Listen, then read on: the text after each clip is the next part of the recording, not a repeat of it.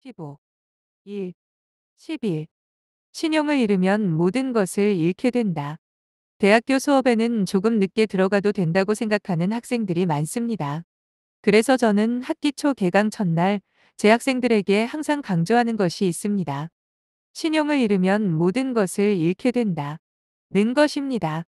신용과 성공 간의 관계에 대한 연구 결과들을 소개해주면서 애정을 담아 지각이나 무단 결석을 가볍게 생각하면 절대로 안 된다고 신신당부합니다.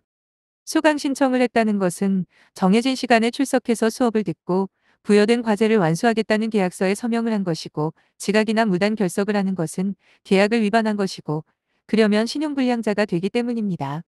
졸업을 하고 사회에 나가 어디서 누구와 무엇을 하건 신용은 그 무엇보다 중요합니다. 믿을 수 없는 사람은 일자리를 구할 수도 없을 것이고, 어찌어찌 구한다고 해도 승진도 안 될 것입니다. 사업을 한다고 해도 고객과의 약속을 지키지 못하면 그 사업은 곧 파산할 것이고, 거래처를 구할 수도 없을 것이며, 거래를 시작해도 오래 갈 수도 없고 동업할 사람도 구할 수 없을 것입니다. 신용의 척도는 약속을 준수하는지 여부에 의해서 결정되고, 약속을 지키지 않은 사람을 우리는 신용불량자라고 합니다. 명언 산책 참가 신청을 할 때 이 채팅방에 계신 모든 분들은 아래와 같은 행동계약서에 서명을 하셨습니다. 행동계약서. 상기 본인은 매일 아침 발송되는 명언을 1. 필사한 인증샷과 2. 그 명언에 대한 소감, 관련된 경험, 깨달은 바, 활용 방안 등을 반드시 꼭 필히 그날 오후 9시 전까지 채팅방에 올려 다른 참여자들과 공유할 것을 약속합니다. 별표 2. 1일 동안 하루도 빠짐없이 실천해 주실 분만 신청해 주십시오. 그런데 저는 왜 명언 산책을 준비하고 왜 이런 행동계약서를 작성하게 했을까요? 제가 그동안 살아오면서 크게 도움을 받은 명언들을 여러분들께 소개하면서 여러분의 삶에도 인생의 터닝포인트를 만들어주기를 바라기 때문이었습니다. 그리고 길다면 길고 짧다면 짧은 21일 동안 읽고 쓰고 정리하고 공유하는 작은 일을 해나가면서 자신과의 약속을 지키고 자기 효능감을 길러 나는 어떤 결심을 하든 반드시 실천하는 사람이라는 자신감을 갖게 해드리고, 그로 인해 여러분이 성공적인 삶을 살아가면서 세상에 선한 영향력을 많이 많이 끼치기를 소망했기 때문입니다.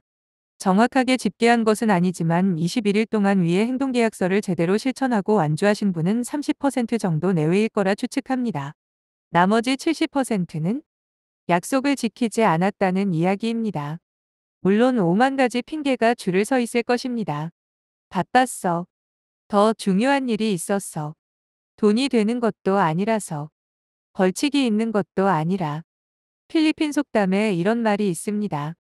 하기 싫은 사람에게는 핑계가 보이고 하고 싶은 사람에게는 방법이 보인다. 정말 지켜야 할 약속이라고 생각했다면 무슨 수를 서서라도 지켰을 것이고, 지킬 수 있는 방법은 얼마든지 찾아낼 수 있었을 것입니다.